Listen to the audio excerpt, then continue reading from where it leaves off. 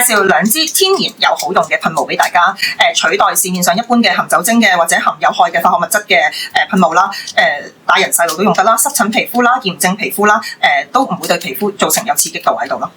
咁我哋第一支介紹嘅咧就係攞嚟取代市面嘅有酒精嘅搓手液或者噴霧啦。咁咧因為有酒精咧就好容易會傷皮膚啦，同埋亦都有傷口嘅時候咧就會乸手啦。咁呢一支咧秘魯聖木嘅無酒精抗菌噴霧咧，佢好多用途嘅，例如啦搭完車摸完啲扶手啦，你就可以噴手去做清潔啦。跟住咧，譬如做完運動咧，亦都可以噴腋下啦，就可以抗菌同埋去異味啦。咁仲有咧。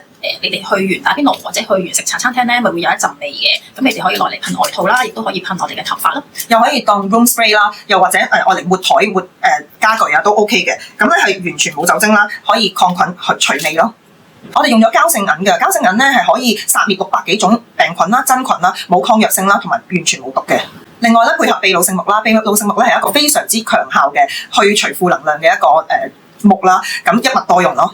我哋第二支嘅噴霧咧就係一個天然版嘅清涼噴霧啦，咁就係攞嚟取代市面有酒精啊、有化學嘅清涼劑啊，同埋有薄荷露嘅成分嘅，咁就可以減低對皮膚嘅刺激啦，特別有濕疹嘅皮膚啦。同埋咧，我哋個噴霧咧係可以噴皮膚嘅，係唔止淨係噴衫嘅。咁而噴後頸位啊、噴腋下呢啲咧都會好涼快嘅，同埋仲會有抗菌去味呢個功效嘅。講下呢支 product 嘅關鍵成分啦，蘆薈舒緩保濕，綠茶抑制黑色素形成，金柳梅做收斂嘅。植物精油保濕啦，膠性銀抗真菌、病菌同埋薄荷即時嘅清涼。